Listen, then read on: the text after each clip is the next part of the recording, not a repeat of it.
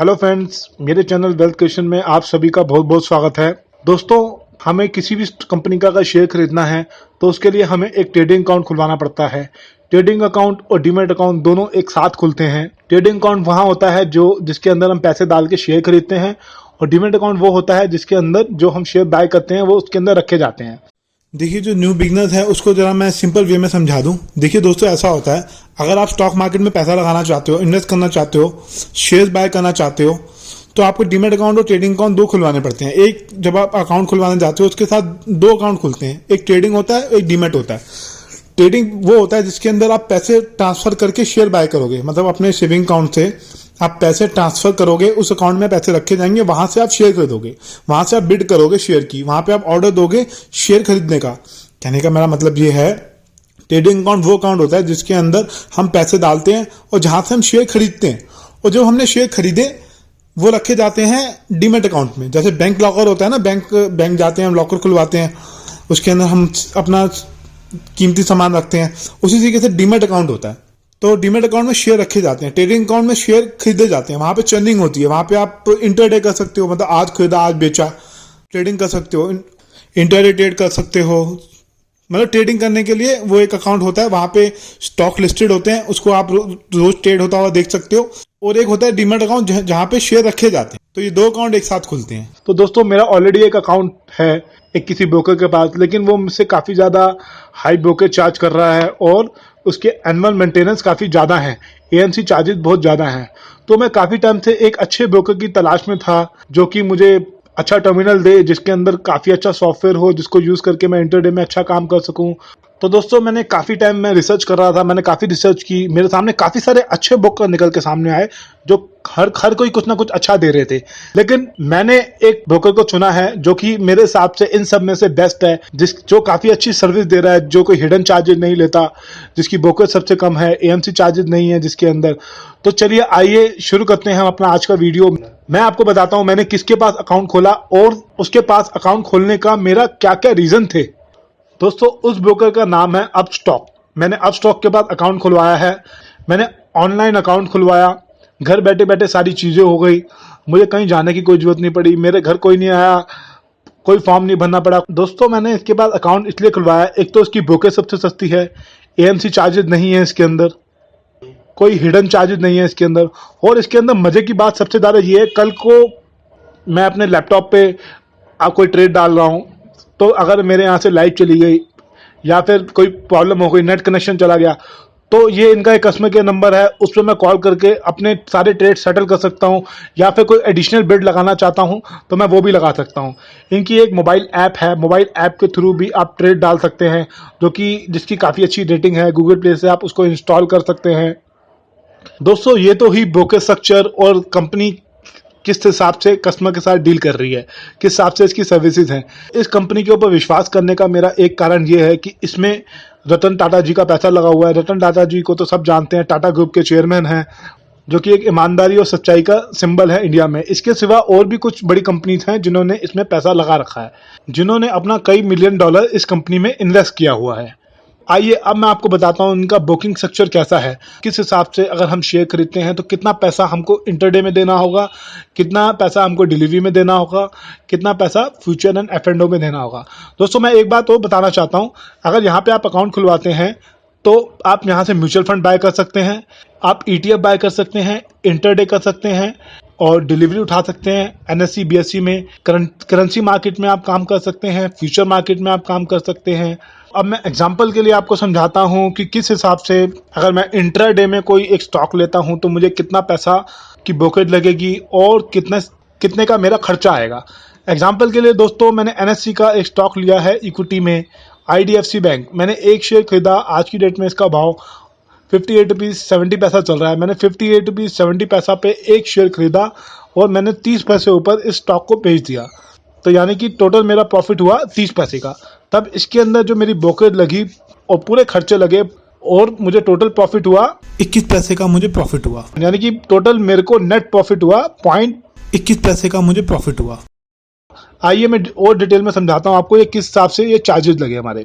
यहाँ पे बता रहा है कि transaction charge, service tax, stamp duty, SEBI turnover fees, इसमें दिखा रहा है कि ब्रोकरेज लगी 0.06 पैसा और STT और CTT था वो लगा 0.01 पैसा और ट्रांजेक्शन चार्जेस कुछ नहीं है, DP चार्जेस कुछ नहीं है। टोटल मेरा खर्चा आया 0.08 पैसा, यानी कि 10 पैसा ही लगा लीजिए आप। हिडन चार्जेस कुछ नहीं थे इसके अंदर। मेरा प्रॉफिट हुआ 0.21 पैसा। और मुझे जो प्रॉफिट हुआ, टोटल जो प्रॉफिट हुआ, मैंने 59 रुपीज़ का बेचा था, 58 रुपीज़ 70 पैसे का खरीदा था, तो मेरा ग्रॉस प्रॉफिट था 0.30 पैसा। तो चार्जेस बिल्कुल ना के बराबर लगे, वो मेरा नेट प्रॉफिट हुआ 0.21 पैसा। इसके अंदर दोस्तों देखो, सरकार को जो टैक्सेस देने हैं वो तो जाएंगे, उसमें तो हम कुछ नहीं कर सकते। हमें मेन ये देखना है कि हमें ब्रोकरेज कितनी पे करनी पड़ रही है। यहाँ पे जो उसने ब्रोकरेज ली वो ली 0.06 पैसा। दोस्तों ये तो था एक छोटा शेयर। आइए मैं एक बड़े शेयर में आपको बताता हूँ कि कितना हमारा खर्चा लगेगा इंटरडे में और डिलीवरी में। मैंने एक रिलायंस इंडस्ट्री का शेयर लिया 1322 रुपये 90 पैसे पे और मैंने उसको बेचा 1336 रुपये पे। तो मेरी इस ट्रांजैक्शन में मुझे नेट प्रॉफिट हुआ 14 रुपये का। अब इसके ऊपर मुझे ब्रोकरेज भी देनी होगी, टैक्सेस भी देने होंगे। आइए हम नीचे थोड़ा चलते हैं, देखते हैं कितना हमारा खर्चा लगा। देखिए 12 रुपये का मेरा इसमें प्रॉफिट हुआ। इसके अंदर ब्रोकरेज लगी मेरी 1.33 पैसा और STT लगा 0.33 पैसा, ट्रांजैक्शन चार्जेस लगा 0.09 पैसा और स्टेट स्टैम्प ड्यूटी लगी 0.04 पैसा और मेरा GST लगा 0.026 पैसा। टोटल ट्रांजैक्शन चार्जेस, टैक्सेस और चार्जेस है 2 रुपये 0.05 पैसा। तो कितना कम है ब्रोकरेज। ये एक डिस्काउंट ब्रोकर है जो कि ब्रोकरेज जो है बहुत कम चार्ज करता है अपने कस्टमर से। उसमें बेनिफिट हमको क्या मिलता है कि हम छोटे मार्जिन पे ट्रेड कर सकते हैं। कहने का मतलब यह है कि कोई बड़ा शेयर है 1000 रुपये वाला, उसको हम 2-3 रुपये 5 रुपये के डिफरेंस में भी ट्रेड कर सकते हैं। उसमें हमें ज़्यादा मुनाफा हो जाएगा। मतलब जैसे मैंने 1000 रुपये का एक शेयर खरीदा और 1005 का उसको बेच दिया, तो हमें काफ़ी अच्छा प्रॉफिट इंटरडे में भी हो जाएगा अगर हम इस तरीके से ट्रेड करते हैं आप स्टॉक में। तो हमें कम ब्रोकरेज देनी पड़ेगी, कम हमारे टैक्सेस खर्चे जाएंगे। ब्रोकरेज के ऊपर ही ट्रांजैक्शन चार्ज और सेबी टर्नओवर फीस जाती है। तो ब्रोकरेज जितनी कम होगी तो ये चार्जेस भी इतने कम ही हमारे लगेंगे, हमें पे करने पड़ेंगे। तो दोस्तों इसी तरीके से आप डिलीवरी बेस्ड बाइंग का या फ्यूचर ऑप्शन का भी ब्रोकरेज कैलकुलेटर पे चेक कर सकते हैं। मैं इस वीडियो को लंबा नहीं करना चाहता, इन शॉर्ट मैंने बताना चाहता था कि ये जो है डिस्काउंट ब्रोकर है और हिडन चार्जेस नहीं है, काफ़ी अच्छा ब्रोकर है, टर्मिनल भी अच्छा है, इजी टू यूज़ है। आप यहाँ पे अकाउंट खोलना चाहे तो खोल सकते हैं। मैंने डिस्क्रिप्शन में लिंक दे दिया है, आप उस लिंक को क्लिक करके अकाउंट खोल सकते हैं। और अगर आपको अकाउंट खोलने में कोई प्रॉब्लम आ रही है तो मैंने नीचे अपना व्हाट्सएप नंबर भी दे दिया, आप मुझसे कॉन्टैक्ट कर सकते हैं, कॉल भी कर सकते हैं आपको कोई प्रॉब्लम आती है। और आप जब मेरे लिंक के थ्रू अगर अकाउंट खुलवाते हैं, अगर आपको कोई भी इशू होता है कभी भी, तो आप मेरे से बात कर सकते हैं। तो आप अपस्टॉक में अकाउंट कैसे खोल सकते हैं ऑनलाइन, आप डिस्क्रिप्शन में जो लिंक दिया गया उसको क्लिक करके जब इस पेज को खोलेंगे तो सबसे पहले फ़ोन नंबर मांगेगा, धीरे धीरे करके डिटेल्स मांगेगा आपका आधार कार्ड लिंक होना चाहिए आपके मोबाइल नंबर के साथ, उस पर OTP आएगा। उसके बाद आप अपनी डिटेल फिल करेंगे, पैन नंबर डालेंगे, घर का एड्रेस डालेंगे, डेट ऑफ बर्थ डालेंगे और धीरे धीरे करके आगे जैसे जैसे वो डिटेल मांगता जाएगा आप डालते जाएंगे, आपका अकाउंट खुल जाएगा। अगर फिर भी कोई प्रॉब्लम आती है तो आप मुझसे बात कर सकते हैं, कॉल कर सकते हैं मुझे। आइए दोस्तों, अब मैं आपको बताता हूँ कि ऑनलाइन आप अपने स्मार्टफोन से, अपने फ़ोन से ही कैसे आप अकाउंट खुलवा सकते हैं। सबसे पहले तो वीडियो के नीचे जो डिस्क्रिप्शन में लिंक है उसको क्लिक करेंगे आप। तो सबसे पहले ये आपका मोबाइल नंबर मांगेगा, मोबाइल नंबर आप फिल करेंगे, उसके बाद OTP आएगा आपके फ़ोन पे। OTP आप जब डाल देंगे उसके बाद ये आपसे पिन मांगेगा, आप न्यू पिन जनरेट कर लीजिए जो आपको ठीक लगता है। बस भूलिएगा मत, उसको याद करके रख लीजिएगा, फ़ोन में नोट में सेव कर लीजिए या कहीं लिख के रख लीजिए।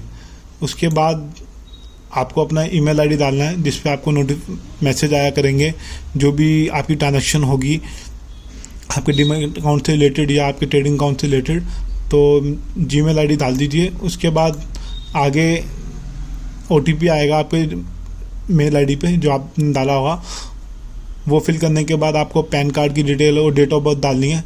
धीरे धीरे करके हम आगे बढ़ते जाएंगे। इसी तरीके से सारी डिटेल फिल करने के बाद आपकी पर्सनल डिटेल मांगेगा, ये आप भर दीजिएगा।